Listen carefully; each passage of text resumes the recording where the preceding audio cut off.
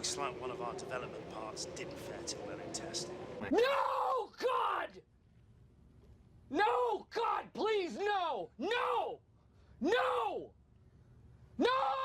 We're gonna have to go back now and make some adjustments in order to get the final numbers looking more like we were expecting from the simulation. I'm done. I'm absolutely done. Our development has failed. The chassis weight reduction part, we have to spend another 500 points to actually get it. We will not be getting it here at the Malaysian Grand Prix. The earliest we'll get it is next race at the Japanese Grand Prix. I am done. Chris out. Whatever you, I think your name's Chris. Whatever your name is, out. Just hashtag it. Just get out.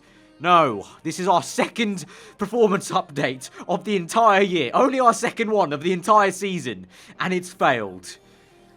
Ah, great. Great stuff. Great. Well, what a thrilling way to start this episode. What's going on, guys? Aarava here, and welcome back to episode number 35 of my F1 2017 career mode at the Malaysian Grand Prix. If you did miss the last one at the Italian one, be sure to go check that one out before you see this one. But here we go. We had 500 points, and straight away I can wave goodbye to those 500 points as we spend them on basically fixing the failed update for the chassis weight reduction. So we'll have to wait till next race, the Japanese Grand Prix. That's going to be a pretty good one, I would say then, because that's going to be a double whammy of the major engine upgrade coming in and then this minor chassis weight reduction upgrade coming in. So I mean, at least there's that. At least next episode could be very, very good in terms of the performance boost. But here at the Malaysian Grand Prix now, I'm starting this episode just a bit frustrated. Very frustrated. Yeah, the second upgrade we've even tried on this car for performance, and it's failed. Good stuff, Renault. You know, I've brought us a win. I've brought us multiple podiums, and this is how you're repaying me at the moment. GG. Yeah, do you not?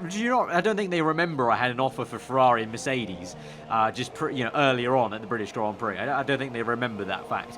Anyway, let's move on from that. Let's focus on the actual race weekend at hand and going through the practice programs as per usual then. And this time now starting from square one pretty much. It would have been adding on to the 500 points, but now it's starting from scratch. Nearly 0 points now. We start this weekend on adding to them, so we get up to 300 eventually after we do all the practice programs, and then we're going to fit in the brand new, obviously the newer components for qualifying, and we're on to the fourth component for the internal combustion engine, the MGU-H, the MGU-K, and we're still actually going to be maybe on the third one for the energy store, because of course we've not used a lot of lean mixture with this engine. We've used a lot of rich mixture, so that's the only one that we're still on column 3, the rest of them column 4. Of course though, we have that extra column which is going to come in handy towards the end of this season. Of course we took that penalty at the Baku Grand Prix, Azerbaijan Grand Prix technically, so that's going to help us out for sure when probably the AI gets some engine penalties towards the end of this season. But anyway, moving on to the said qualifying session here, Q1 at the Malaysian Grand Prix, as the sun comes down, and we haven't had this kind of sunset kind of setting in the weather since pretty much the Australian Grand Prix, so it's been a while since I've kind of mentioned this kind of point of, I don't know about any of you guys, I feel like it would be kind of a semi-common problem that I just hate the sun. I hate the sun when it's like that, when it's like the sunset and it just gets in your eye and you can't spot the braking zone quite right. As you can see, we've not set a very fast first flying lap. We get blocked a little bit by Pascal Wehrlein on the second one. That we just carry on because I did fuel the car up for 2 laps because I had already predicted that the sun would cause me some issues and I would need another lap to trundle round to actually find the time. And so as we come across with the sun right in our face, as we come across the line, it is going to be P11 and we will get into Q2, but the sun was definitely affecting me quite a bit because as we move on, you can see actually more people set faster times and I only just scraped in to Q2. That is actually really frustrating, really quite embarrassing almost, because Hulkenberg was fine. You know, he wasn't in the top 10 comfortably, but you know, he was still there, and he completely outdid me in terms of the actual time he had compared to my lap time. And so yeah, that was really nearly a very bad thing that happened to us, because in Q2 then, it becomes overcast, and look at the difference in the track. Like, it's actually night and day. Like, it's almost like a night and day at Singapore. Like, the difference of the track conditions. Like, I can actually see what's going on in front of me now in terms of the break points and everything like that. And you'll see by the lap time now, it's going to end up meaning quite a bit. I'm not just joking and trying to make up an excuse of why we almost got knocked out of Q1. It genuinely did slow me down, because when we come across the line in Q2, it was a much better lap time. Straight away, 1 lap only needed, and it's a great one compared to our teammate and just the rest of the grid now. So that will move us swiftly on to Q3 then. Conditions are kind of half and half of Q1 and Q2, to be honest. You can see half cloud, and you can see the sun just about peeking over some of those broken up clouds on the left-hand side there. But you can see going very wide on a few of these corners in this sector. Generally, this is the entire area where I've been losing a lot of time to the AI, and it's clear to see why in that lap at least. It wasn't a terribly amazing lap, but we're still going to finish it out here with a little bit of a love tap actually at the end here on the right-hand side to come across the line. That will be eventually P8 there on the top left. It will finish like that, P8, with Hulkenberg in P10. So again, just like Singapore actually, the Renault maybe not performing as well as I hoped, and who knows, you know, Chris, with the chassis upgrade, maybe we would have performed better. You know, maybe Hulkenberg could have been there in P9, or I could have been in P7. Chris. Just never know. Just never know. Not good enough. Again, Chris out. Hashtag it. Anyway, yeah, P8 on the grid. Not too bad, but we're going to have to do some work and probably, again, hopefully pray that a Red Bull has an issue, but it may be another damage limitation race really for us in terms of our battle with Red Bull Racing. I'm sure we can try something at least to get ahead of Felipe Massa, if not anything else. So let's get into it. So as we look ahead to what I hope will be a very entertaining race, I have to ask Anthony Davidson what you expect to see in terms of strategy today. I mean, do you expect a lot of tyre management? A lot of fuel management? Well, don't we always? I don't expect these are going to be any more important than usual, if I'm honest. What I do expect, however, are a lot of drivers getting into the pits early for some kind of undercut on fresh rubber. If you can pit before the person in front, have a good stop and drive a blistering outlap, there may be 1 or 2 seconds to be gained. If anyone gets stuck behind another car, for example, that will be the go-to strategy, surely. We're almost ready to go then, and this is what the starting grid looks like for today's race. An immense lap from Lewis Hamilton yesterday puts him on pole position, and it's Valtteri Bottas that completes the front row. Looking down the rest of the grid, we have Vettel, Raikkonen, Daniel Ricciardo, and Massa, Renault, Grosjean, Hulkenberg, and Sergio Perez. Ocon, Magnussen, Daniel Kvyat, and Stroll, Verstappen, Alonso, Carlos Sainz, and Stoffel van Dorn, Wehrlein, and Marcus Ericsson rounds off the grid. And with preparations almost complete, let's head down to the track. So even before we get into the race, we've already gotten lucky with one of the Red Bull cars, Max Verstappen to be specific. Once again, as we saw earlier in the season, I believe, getting a grid penalty. This one down to P15. So that's really going to help us out to maybe try and challenge Red Bull in terms of the points we take away this race weekend. That moves us up into P7, and it's going to be a bit of an aggressive strategy to stop today, starting on the super soft tyres, of course, from the set we did in Q2.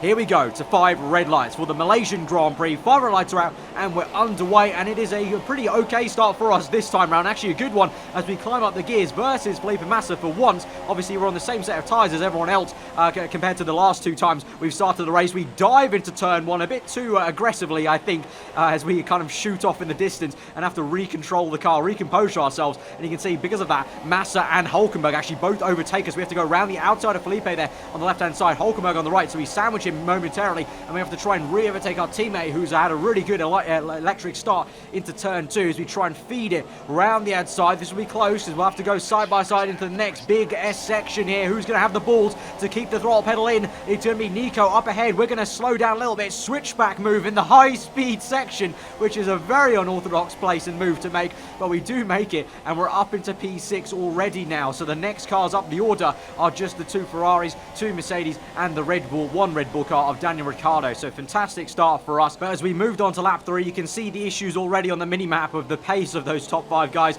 unable to do it, and so we're just best of the rest if you ignore Max Verstappen, who's still down the order. Hulkenberg now closing up on us on the left-hand side. He's going to try and make a move, so we go to the outside. He's got the inside line. He had the overspeed there, so I can't really do too much to get to the inside to squeeze him off, and into the last corner, he just gets us. I'm unable to hang it around the outside to maybe challenge him, although this may help me out because you saw there by the mini-map on the left-hand side that there's such a gap already to the top 5, and honestly, I didn't have too much pace in the tank at this point in the race in the opening 3 laps. And really, just like maybe I mentioned all the way back at the Australian Grand Prix, again, you know, I feel like sometimes, depending on the circuit, depending on how I'm feeling in terms of the pace, I sometimes drive a lot faster when I'm behind a car, especially if it's my teammate, so it's like an equal car. And you can see on the top right, we definitely did improve a lot of the lap time there by following Nico. So in hindsight, this was actually ended up being a clever move in terms of having Hulkenberg ahead of us, because I was able to follow his break points, his lines, and pick up a bit more pace there. And by the time we get to the pit stop phases, we come in earlier than Nico, so hopefully going to get an undercut on Hulkenberg. I believe Massa has already pit there on the previous lap, on lap 5, so we're pitting on lap 6. Hulkenberg will pit lap 7 then, so we'll see what the undercut's like. I think it will be a pretty big one, but we'll have to see really some clean air. It remains to be seen if he got in some clean air. And at the moment, so far, we haven't seen Verstappen in this race. He started P15, so that's pretty good signs for us for now. That will at least maybe just about have an equal points haul to compare to Red Bull, because if Ricciardo's up there getting, you know, 5th or 4th. Oh, speaking of Verstappen, actually, I lied. There is... Okay, so that's very annoying, actually. I've just been put in my place. There is Verstappen right there behind us. I didn't see him in the pit lane at all. There he is. So he's not too far down the order, actually, annoyingly. But I was about to make the point that if Ricciardo's getting like 4th or 5th, me and Hulkenberg getting 6th and 7th, that could just about try and alleviate most of the damage in terms of the points haul for Red Bull and Renault this afternoon. But if Verstappen was just there down the pit lane, that may suggest he's only around maybe P11, P10, so he's going to be pretty much bubbling on the end of points. And with the pace of the Red Bull car, obviously you would imagine he would be closing up to us very rapidly eventually through this Grand Prix. Speaking about closing rapidly, though, up to some cars, we actually closed up to Massa a lot faster than I thought, and a whole gaggle of cars up ahead of the 2 Sauber cars who are getting lapped, basically. Well, not lapped, but they're on the slower strategy as they started on a set of soft tyres, I would assume, or maybe even the medium tyres. I'm not too sure, but they started on slower tyres, and you can see, I think that was Daniel Ricciardo getting caught up in them. So it's myself, Massa, the 2 Saubers, and we try and make a little move. We actually lose the back end, and it wasn't a move I was planning to make, actually. I just lose the back end completely, have a bit of a drift into that very tricky corner, one of the hardest corners in Formula 1, they say, and I've got to agree, really, especially on the game. I find it very tricky myself. And we go down the inside, though, Massa, so beautifully controlled, and we use that to our advantage to gain some momentum going to that back straight. We do make the move down the inside, and Hulkenberg, look at that, Hulkenberg able to go down the inside as well, so great double move there for both Renaults to get Massa, and now we'll get on the back of both Sauber cars to make it 3 wide into turn 1, chuck it down the inside, very late braking, lock up on the right tire, but use the downforce we have compared to the 2 Sauber cars to slow the car down and re-up the order, and that hasn't been too much of an issue compared to Daniel Ricciardo, who definitely did get held up earlier, just as we saw, because he was very close at one point to us. And speaking of Ricciardo, there's yellow flags up ahead, and can you guess it? Yes, I think you can. It's Daniel Ricciardo who is going to be out of the Malaysian Grand Prix. Parks up on the left there. Hallelujah. Some more bad luck for Red Bull Racing. I don't know what it is in this career mode. I don't know if you guys have the same thing in your career mode saves, but in my career mode at least, it really has been a case of Red Bull Racing and reliability issues. The most iconic couple. I'll wait for you to reply with a better one, because it really has been absolutely amazing. The only way, really, I'm going to put my hands up. You know, yes, we've won one race, we've got some podiums, but in reality, the only reason why we're really challenging Red Bull this much is because we focused on some reliability, they have not, and really now it's kind of proving that the route I took with the 3 different reliability upgrades on internal combustion engine to get that shortcut eventually that we'll get for Japan for the engine upgrade, it actually has worked out much better because of this, because we're not having engine reliabilities. Yes, Hulkenberg went out last race, but all in all, we've had much less than the Red Bull team, and so now we're fighting instead Felipe Massa, and I think that's Sergio Perez as he came out of the pits. Massa tried to go around the outside and actually got me under braking, so we had to do some defending to the inside there, and because of that, Perez has managed to overtake Massa. He's on the medium tyre, so that suggests to me that Perez, and I haven't seen Ocon too much this race, so I think both Force Indias are trying a very cheeky 1-stop.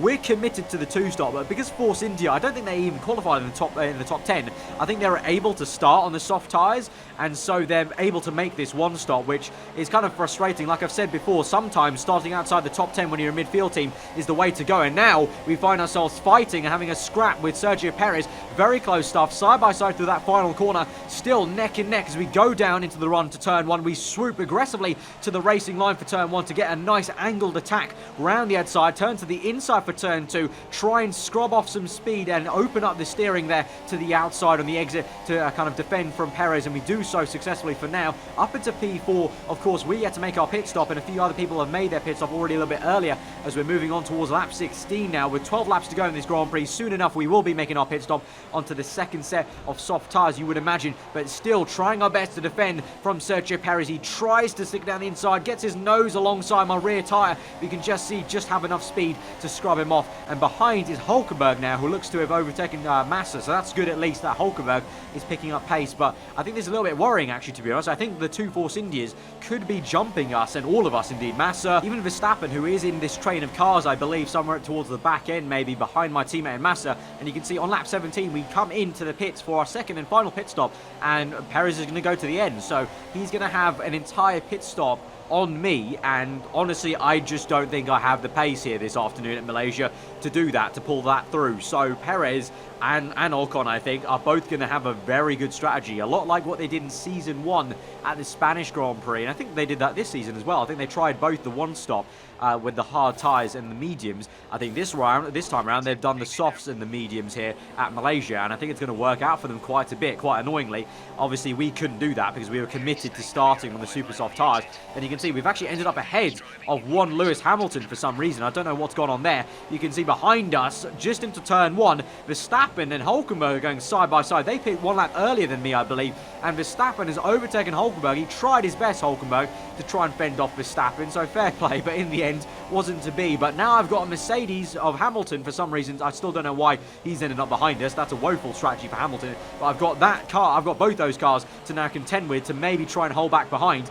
Although right now at the moment, as we move on to the end of lap 18 on towards lap 19, we're focused on ahead of us trying to overtake Felipe Massa, who did indeed get a bit of an undercut on us. So here we go with DRS Rich Mix getting the slipstream into turn 1, maybe make a diving move. We're gonna have a look, but no, actually we nearly follow Massa on as he goes wide. He's locked up his car for some reason, and now Verstappen has had a bit of a thump onto his side pod there and has overtaken him. So Massa having some issues into turn 1, so very easy move for us then, and we can just focus on trying to push on to get a gap to Verstappen, although that just really doesn't happen with the pace of the Red Bull car, unfortunately, this afternoon. And so it's kind of 2 against 1, really. I'm trying my best to defend from Verstappen because, of course, Hulkenberg will be scoring some points, so if we can try and stay ahead of Verstappen, this will hopefully mean a net gain of points against the Red Bull team. We just need to try and keep Verstappen behind us because there is Hulkenberg in the distance, still at the tail end of the point. So we try and defend to the inside now, swoop to the racing line to try and pinch Verstappen on the outside there, give him enough room, but then move to the inside apex to squeeze him off, and we're well ahead of him to do that. And so we keep P6 for now, but this is probably going to be there's going to have to be a defensive move and a half really for the next 8 laps now. We're at lap 20, we've got 7 laps remaining by the time we finish this one, and it's going to basically be like we've seen a few times before, just a whole defensive effort the entire rest of the race to try and hold up this train. We've got Hamilton in there as well, which could be a bit of a spanner in the mix if Hamilton comes up to overtake us. I feel like Verstappen could cheekily use Hamilton against us. We've got yellow flags behind us though. Unfortunately though, I would have liked that to be for Verstappen, but it was not. And so on to lap 21, towards the end of it, Verstappen comes in, and Hamilton as well, round the outside, 3 wide, into the hairpin. Look at that. Oh my god, great stuff there from Hamilton though, and we go 3 wide on the exit. Absolutely fantastic scenes. I mean, not great for me to be overtaken by both these cars, but look at that. That's crazy. Those 2 cars going either side of me to overtake me. We use Hamilton's slipstream to help us try and pull us through ahead of Verstappen. We're right up his gearbox. We move to the left to defend from Verstappen. He's now got on the Haas cars to contend with there, and we just about stay ahead of Verstappen for now. But that was absolutely fantastic, seeing Hamilton go round on my right hand side on the outside, Verstappen on the inside. That's crazy. That was very, very cool to see from the AI cars, I'm not going to lie. And so for now, we're still ahead of Verstappen. You can see on the exit of Sector 1, he's side by side with that Haas car. I think he'll still get him though. And as we move on now towards lap 24, with 4 laps to go in this Grand Prix, Verstappen comes knocking once again. And this time, I go to the outside. He's on the inside. I want to try and turn this to the inside for turn 2, but Verstappen cleanly gets me. I have to do a bit of a lunge here and really have to go full lock on the left-hand side to make it work. But we do. No contact was made there. And so we'll go neck and neck towards the end of Sector 1. Some tyre banging there. Is this getting a little bit personal between me and Verstappen? We've had plenty of fights before in this career mode. We're going to have to hang it round the outside just like we did against our teammate earlier on at the start of this race. And we're going to have the inside line. Surely we'll squeeze him out. Yes, we will. And so we will keep this ahead. But I feel like he's going to come right back at us, and he will do through the hairpin. This is the final chance he'll get because we're on lap 27 now as the sun, for the first time this race, parts the clouds as we go on to the last lap of the Grand Prix, and it looks like a kind of blessing from God really coming down into turn 1. Will we be blessed to stay ahead of Max Verstappen? Let's find out. We go a little bit wide into turn 1, but we do keep it ahead, and Verstappen didn't actually have the pace to even catch us to make a move into turn 1, and so we weave across the line, and it will be a very hard-earned position there ahead of Verstappen. So that was the best we could have hoped for. Ricciardo out this race, stay ahead of a Red Bull car, so we will technically get a points haul over Red Bull Racing this afternoon, so that's great stuff. But Vettel wins the Malaysian Grand Prix. That's surprising because he hasn't really, his AI car hasn't got much luck in this career mode so far, you got to say, and I think that's from Valtteri Bottas and Kimi Raikkonen. Yes, it is. And then Hamilton finishes behind Sergio Perez, so that just showcases how good of a strategy that was for Sergio Perez to finish ahead of one of the Mercedes cars in the Force India. Yeah, that strategy was pretty OP from him, the one stop. And again, I can't do too much about that because he started outside the top 10. I was forced to be on the super soft tires, unfortunately. But you can see the drivers, we're still ahead of the 2 Red Bull cars. In the constructors, we're not ahead of Red Bull, but we have closed the gap somewhat. And hopefully, remember, now we're going to get a double upgrade for the Japanese Grand Prix. We're going to get the engine upgrade and we're going to get the chassis upgrade. So that's going to be a double hit for the Japanese Grand Prix next episode. So here's hoping we can, use this momentum and we can try and maybe both finish ahead of the Red Bull cars. That may be optimistic, but we'll try our best. And slowly but surely, I'm confident we can close this gap up to just about get this fight. We'll see. It's going to be close. It is going to be close, but we'll continue to fight as we have done for the last few episodes. And anyway, guys, if you have enjoyed the episode, smash that like button. Let me know what you thought in the comments below, as ever. If you're new around here, then do get subscribed for weekly Formula 1 content. I've been aarava. Hope you enjoy the rest of your day, and I'll see you guys next time. Goodbye.